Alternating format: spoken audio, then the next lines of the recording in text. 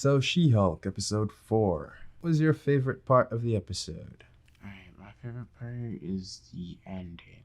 What, the final fight? What about the ending? The final fight? What? It was a fight? Yeah, the fight with Oh. You mean this? Yeah. Oh. She was surprisingly a good part of the episode, I'd say. Yeah. Yes, I'd probably have to go with that end tag being my favorite part of it as well. Just their interactions was funny. I also liked her interaction with this guy at the start. Yeah. What was your least favorite part? I'm not sure. Well, for me, let's start from the very beginning. We opened with this guy doing some magic tricks. And at first I thought it was going to be revealed that he was a real magician, which technically he was. He is. Yeah, because he trained with the Camartage folks. And so he pulls out a sling ring, and then he sends this girl to through the portal to some demon infested place, and then she falls into Wong's room. Right? Now, everything after this to me didn't make any sense, because Wong is the Sorcerer Supreme, right? If there was some guy who actually had a sling ring with him, Wong would just show up to this man's house and take this man's sling ring. Yeah. Easy peasy, episode over. But just because this is She-Hulk's show, we see Wong having to go to her to make it a whole lawyer thing. Right?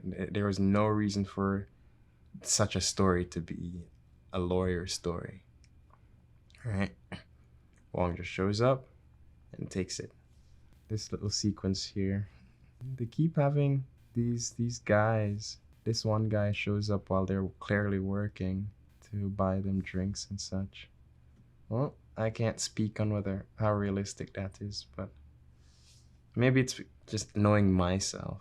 And I wouldn't do that. I don't remember her name, but is she gay? Because she had a line saying, when she was going through the phone, saying the hetero life is grim or something like that. And then we see Wong with his new lawyer trying to get this man to cease and desist. That whole storyline with this guy, Johnny Blaze, is that his name? Johnny? Yeah. Yeah, his whole storyline just didn't make any sense to me. Because he opened pearls, and now he's no longer a sorcerer or whatever. No, it's just the fact that this is easily solved by Wong taking his sling ring. Yeah. And then that's it. Story over. Right? And where is the She-Hulk story going? Because let's see, the first episode... Yeah, it just seems like other people. Yeah, it seems like other people's stories with She-Hulk just in it. What was the first episode? No, I can't even remember. The first episode was her doing the training. Right. Yeah, that made sense. Because it's the first time her having the powers. Cool. The second episode was her being introduced to Blonsky. Okay. And then right? That was the second episode. I think so. Okay, and then we thought that's where the story was going, with her representing him. But then all of a sudden, Wong shows up. Oh, I also like this sequence here, where towards the end of it. Oh, when the phone? Not with the phone, when the check comes out. When the check comes out and they keep staring at each other. And the dramatic music. Oh, it was the check? I thought it was the phone. No, it's a check. Huh? Yeah, look. Wait, but look at the phone though. What phone? Yeah, I thought that was the whole problem. What problem? What are you talking about? Yeah, because when they started staring at each other, right? Look, that's a check. Yeah. Yeah. But then I thought the problem was with his phone. I thought those were napkins. No, whoever that was brought the check. Yeah, but then keep on playing.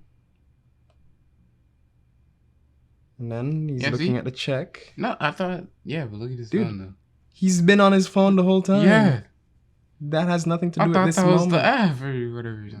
No, this moment is all about... Look, I thought it was about the person comes out. No, look, it's coming. So the person comes out with the check. He looks at the check, right? Yeah. And then he looks at the check. It comes down to bring the check in focus.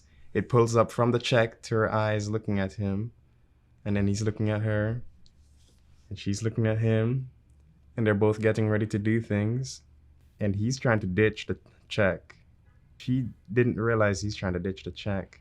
So she's going to essentially split the bill. And then he ditches and rates her a 6. Oof. And then this just had no weight to it for me, because Wong could solve this in 2 seconds. It still baffles me that this was a subplot.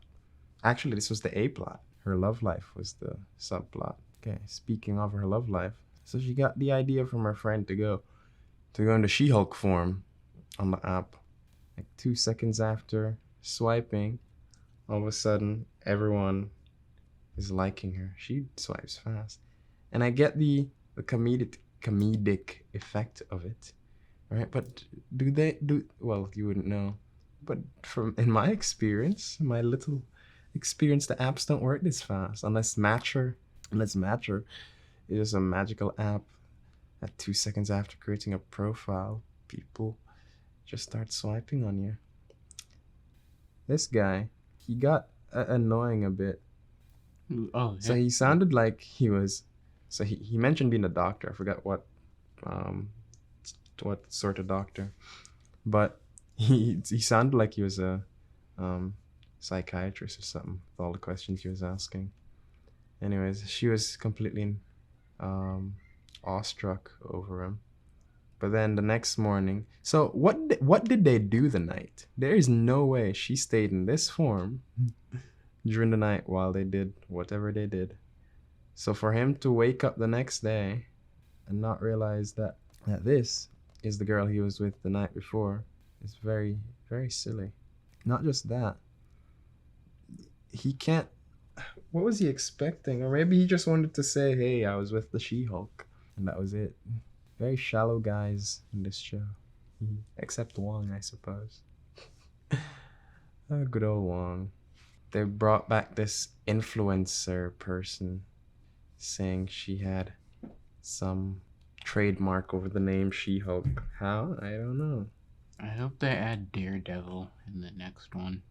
That's probably what he's gonna come in to help her secure her She-Hulk name and fight against this. Yeah, he's a lawyer too. Oh my god, that's the reason they brought. No, and what is the point of this show?